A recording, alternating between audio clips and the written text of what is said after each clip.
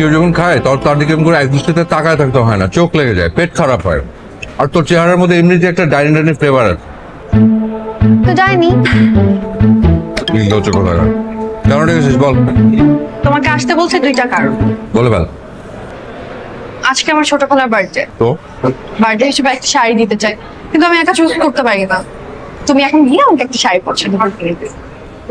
আমি নিজে চীনে একটা লুঙ্গি কিনতে পারি না, আর তুই আসিস আমাকে তুই শাড়ি কেনাতে? ছাগল একটা। ওকে, তাহলে শাড়ি পাবো। ওই গিফট।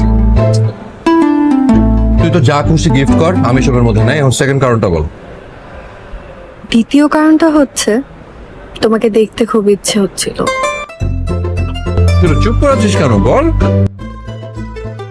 ওইটা তোমার জানা দরকার, তুমি বুঝবা।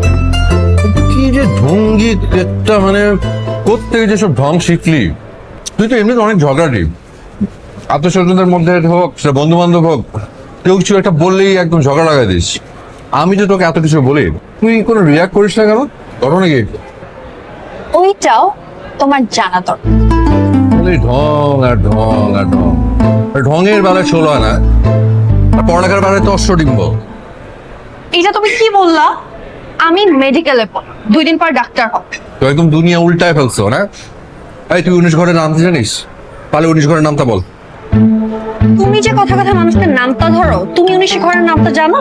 বিয়াদব একটা। 19 ঘরের নামটা জানবো না কেন?